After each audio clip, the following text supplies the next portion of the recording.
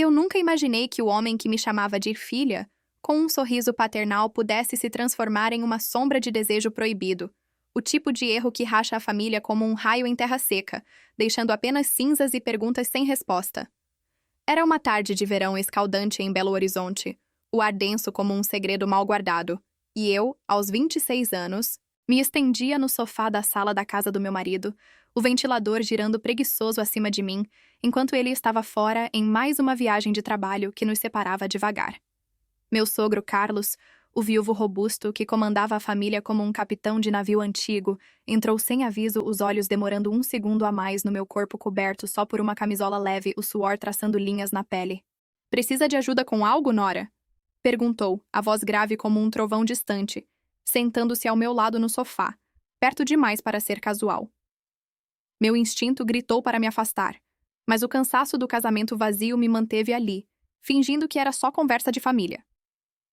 Se você já sentiu o ar carregar de tensão quando o olhar de alguém conhecido vira estranho, cheio de intenções não ditas, se inscreva agora e fique comigo até o fim dessa história, porque o que aconteceu naquela tarde me obrigou a confrontar não só ele, mas o monstro que a solidão desperta em todos nós, e o preço que paguei para salvar o que restava do meu lar.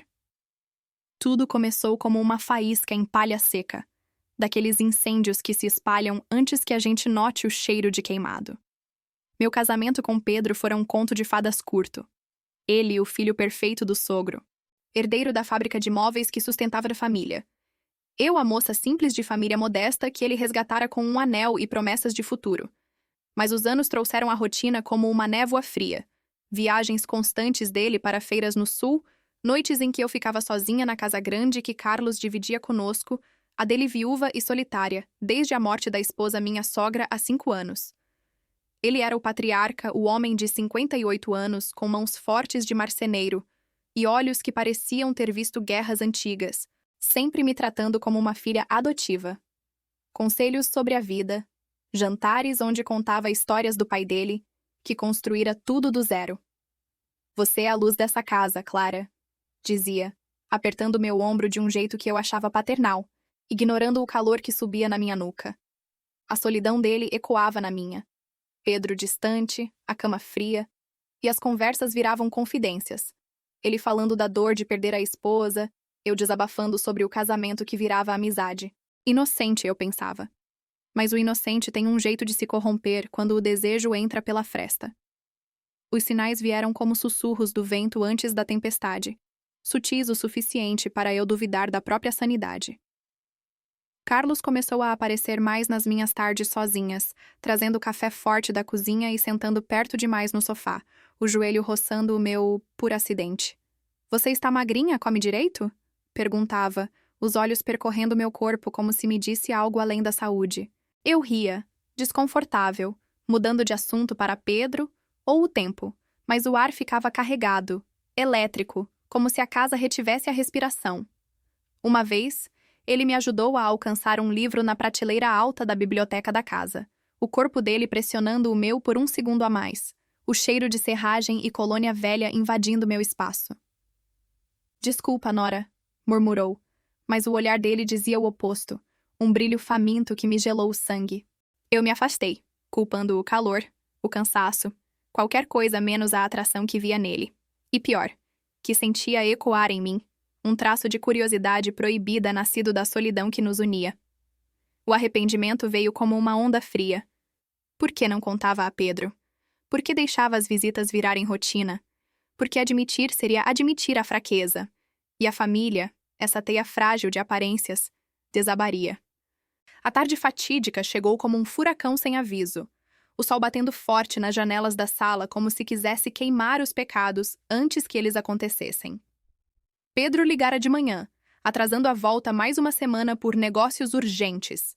E eu, sozinha com o peso da casa vazia, me deitei no sofá para uma sesta rápida, a camisola fina colando na pele úmida. Carlos entrou da cozinha, o som dos passos dele ecoando como um presságio, e parou ao pé do sofá, os olhos fixos em mim como se eu fosse uma visão. "Clara!" chamou baixo, a voz rouca de algo além de preocupação, sentando-se ao meu lado, a mão pousando na minha coxa sob o pretexto de me acordar. Meu corpo congelou, o toque queimando como ferro quente, e eu me sentei devagar, o coração na garganta. O que você está fazendo? Sussurrei, mas ele se inclinou mais perto, o rosto marcado pelas rugas do tempo, agora tenso de desejo. Você é tão sozinha aqui, Nora. Como eu. Deixa eu te mostrar o que é ser desejada de verdade. As palavras saíram como um veneno doce, e por um segundo insano, o vazio em mim quis ceder. O beijo dele roçando meu pescoço, as mãos fortes puxando-me para ele como se fosse destino. Mas o nojo veio como um tapa, e eu o empurrei, gritando: Pare! Você é meu sogro! Correndo para o quarto e trancando a porta, o corpo tremendo de raiva e vergonha misturadas. Ele bateu uma vez, murmurando desculpas confusas, mas saiu, deixando o silêncio uivar como um lobo. A dor se espalhou como tinta em água, manchando tudo o que eu achava puro. Contei a Pedro por telefone naquela noite, a voz falhando como o vidro rachando, e ele voltou no dia seguinte, o rosto uma máscara de fúria controlada. A confrontação na sala foi um furacão. Carlos negando no início, depois admitindo com lágrimas nos olhos: foi o diabo, filho. A solidão me cegou. Pedro o expulsou da casa como um cão sarnento, gritando: Você destruiu tudo, pai! Minha mulher, minha família! Eu chorei por horas, o casamento abalado pela dúvida. Será que Pedro me via diferente agora, manchada pelo desejo do pai dele? A família se partiu. Minha mãe ligando em pânico, o irmão de Pedro cortando contato, a casa virando um túmulo de olhares acusadores. O sacrifício veio como inevitável. Para sobreviver, tive que escolher: perdoar o sogro pela família, ou romper tudo pela minha sanidade. Optei pelo meio-termo cruel. Exílio para Carlos em uma casa de campo distante, com visitas supervisionadas e terapia forçada para todos. Você partiu para cima de mim, mas eu parto para cima da dor agora, disse a ele na despedida, a voz firme sob as lágrimas. Meses viraram um purgatório de reconstrução lenta, Pedro e eu na terapia desenterrando não só o incidente, mas as raízes da solidão que nos corroía. A ausência dele nas viagens, minha busca por afeto, na figura paterna que virou armadilha. Carlos escreveu cartas de arrependimento. Eu sou o monstro da minha própria história, Nora. Me perdoe pela fraqueza de um velho. O clímax veio em um jantar de reconciliação forçada, um ano depois, quando ele, magro e envelhecido, ajoelhou-se aos meus pés. Eu te vi sozinha e vi minha própria dor refletida. Errei feio, mas te amo como filha. De verdade agora. As lágrimas caíram, e eu o abracei, o perdão brotando não como alívio, mas como uma ferida cicatrizando devagar. Eu te perdoo porque odiar você é odiar a parte de mim que quase cedeu. Hoje, a casa respira de novo. Pedro mais presente, Carlos uma presença cautelosa que nos ensina humildade. O partiu para cima dele foi um espelho da nossa dor coletiva.